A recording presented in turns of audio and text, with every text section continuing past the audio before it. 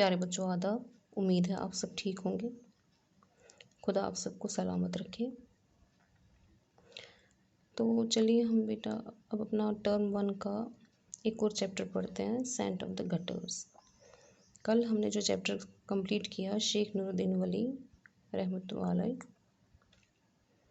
वो टर्म 1 का दूसरा चैप्टर था। पहला चैप्टर टर्म 1 का हमारा ये है, सेंट ऑफ द गटर्स। समझ आ रही है? अब सेंट ऑफ द गटर्स, अगर हम यहाँ पे इस टाइटल को देखें, सेंट का मतलब होता है कोई दरवेश, कोई ऋषि, कोई पाक रूह वाला इंसान, जिससे इंसान को एक नेक हिदायत मिलती है, नेक टीचिंग मिलती है, और जो डायरेक्ट कनेक्टेड हो किसके साथ, उस खुदा के साथ, और वो हमें वही रास्ता दिखाए जो नेक हो, जिससे खुदा जो है वो हमारे साथ हम पर खुश हो और हमारे काम को देखकर फ़ख्र कर सके कि मैंने इंसान को दुनिया में बनाया, जिस चीज़ के लिए इंसान वही काम कर रहा है। ठीक है, तो पिछले चैप्टर में जो हमने पढ़ा, सेंट शेख नूरुद्दीन वली, वो भी एक सेंट थे, वो एक ऋषि थे, एक दरवेश थे। उन्होंने लोगों को नेक रास्ते पे चलने की हिदायत दी।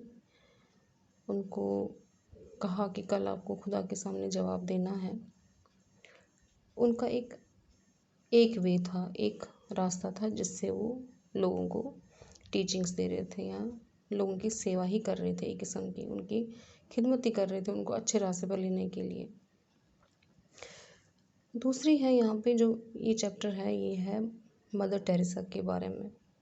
आपने नाम सुना होगा, मदर टेरेसा, बहुत ही पाक रूह वाली, उसको भी हम सेंट कह सकते हैं। सेंट वही नहीं होता है जो सिर्फ इबादत करता है, सेंट वो भी होता है जो अच्छे काम करता है, जो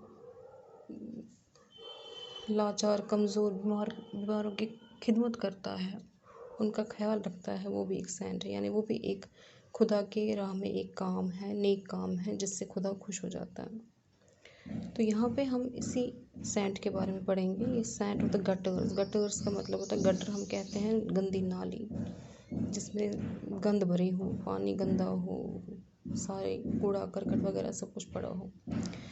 तो ये जो थी, ये एक ऋषि थी, एक सेंट थी, किसकी? गटर्स की। गटर्स का मतलब है गंदे, यानी जो लोग बेचारे, जिनके पास न रहने के लिए घर होता था, न पहनने के लिए कपड़े होते थे, न दवाइयाँ होती थी, न वो अपने आप को साफ रख पाते थे, क्योंकि उनके पास ऐसी कोई ज़रिया था ही नहीं। ऐसे लोगों को ये मदर टेरेसा जो है वो अपने पास रखती थी, उनको साफ़ शफाफ करके रखती थी, उनका ख्याल रखती थी, उनको खाना खिलाती थी, उनको दवाइयाँ देती थी, उनको एक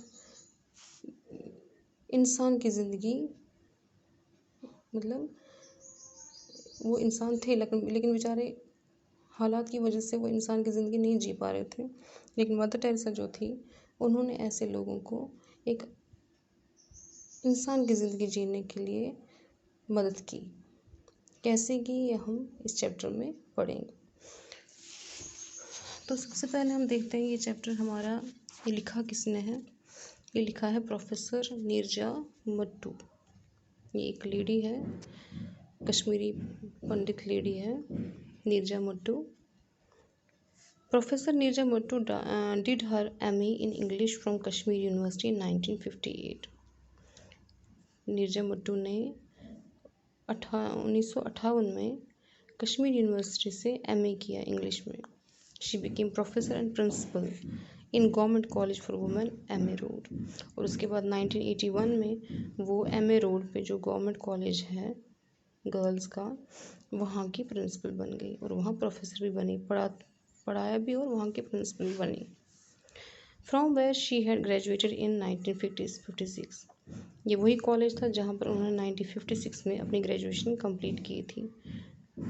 खुद भी वहीं पढ़ा था और वहीं पर फिर पढ़ाने भी लगी।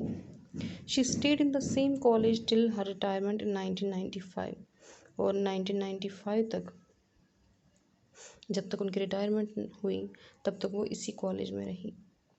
She was awarded a visitorship by the British Council in order to research at the Oxford University in 1984। उसके बाद इन्होंने एक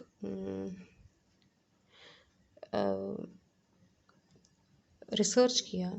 कहाँ पे किया? ऑक्सफोर्ड यूनिवर्सिटी में, जिसमें मतलब जिसको देखकर या जिसको पढ़कर वहाँ के जो ब्रिटिश के जो एजुकेशनिस्ट थे, जो प्रोफेसर्स थे, जो लिटरेचर्स लिखने वाले थे, उनको इनकी जो रिसर्च है वो बहुत पसंद आई और इनको एक अवार्ड दिया गया 1984 में। She was also awarded Senior Fellowship in Literature by the Ministry of Human Resource Development, Government of India 1998 to work on 4 Kashmiri women poets। Senior Fellowship यानी ये इन्होंने PhD की हुई है इसमें लिटरेचर में, और उसको एक अवार्ड मिला किन की तरफ से? गवर्नमेंट ऑफ इंडिया की तरफ से 1998 में। और वर्क क्या था उनका? उन्होंने 4 वुमेन पोइट्स पर रिसर्च किया था। कश्मीरी 4 लेडी पोइट्स पे उन्होंने रिसर्च किया था। Her publication include Kashmir, Jammu and Ladakh है, ट्रिफॉयल लैंड। सबसे पहली जो पब्लिकेशन उसने जो लिखा था, किसके बारे में लिखा था? अपनी मातृभूमि के बारे में, अपनी जहाँ पे वो पैदा हुई थी यानी कश्मीर में, जम्मू के बारे में और लद्दाख के बारे में। इन तीनों के बारे में लिखा था। उसका टाइटल रखा था इसने at trefoil land. The stranger beside me, उसके बाद इसने एक और बुक लिखी थी जो कि कश्मीरी में एक कहानी थी जिसको इसने ट्रांसलेट किया था इंग्लिश में, और उसकी टाइटल दिया था इसने द स्ट्रेंजर बिसाइड मी, एक अनजान इंसान जो मेरे साथ बैठा है। कंटेम्प्रेरी कश्मीरी शॉर्ट स्टोरीज, साल, ए फीस्ट ऑफ कश्मीरी कुकिंग। उसके बाद इसने एक और छोटी सी कहानी लिखी, किस पर? कश्मीरी वाजवान पे, कश्मीरी साल पे, जिसको हम फीस्ट कहते हैं। कश्मीर पोर्च बना है साल that. Neerja Mattu lives in Kashmir Srinagar with her husband. जब ये बुक जब ये बुक छपी तो उस टाइम नीरजा मट्टू जो है, यानी जब ये चैप्टर इस बुक में आया है तब नीरजा मट्टू अपने हस्बैंड के साथ कहाँ रहती थी? श्रीनगर में रहती थी। अभी के बारे में, प्रेजेंट सिचुएशन के बारे में हमें उनके बारे में अभी कुछ पता नहीं है। तो चलिए हम ये चैप्टर स्टार्ट करते हैं। पहले हम इसकी इंट्रोडक्शन पढ़ेंगे। How many of us are willing to devote our life for the betterment of the poor and the needy.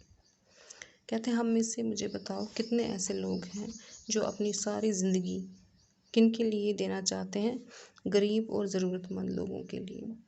कितने लोग हैं हम में से, या आप भी सोचो या मैं भी सोचूंगी, क्या हम अपनी ज़िंदगी जो है गरीब और ज़रूरतमंद के लिए डिवोट कर सकते हैं? क्या इतनी हिम्मत हो सकती है हमें?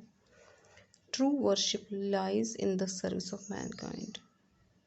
अगर सच माना जाए जो हम इबादत करते हैं वो इबादत जो है इस इबादत से कम है जो कि अगर हम किसी भी मैनकाइंड या ह्यूमैनिटी है उनकी अगर हम खिदमत करेंगे, किसी ज़रूरतमंद की खिदमत करेंगे, किसी गरीब की खिदमत करेंगे, किसी को दवाई देंगे, कपड़े देंगे, खाना देंगे, तो वो सबसे बड़ी इबादत कहलाई जाती है।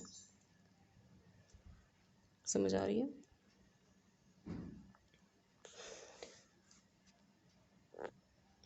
मुझे लगता है आज इतना काफ़ी है। इसके आगे हम कल पढ़ेंगे, कल हम स्टार्ट करेंगे चैप्टर।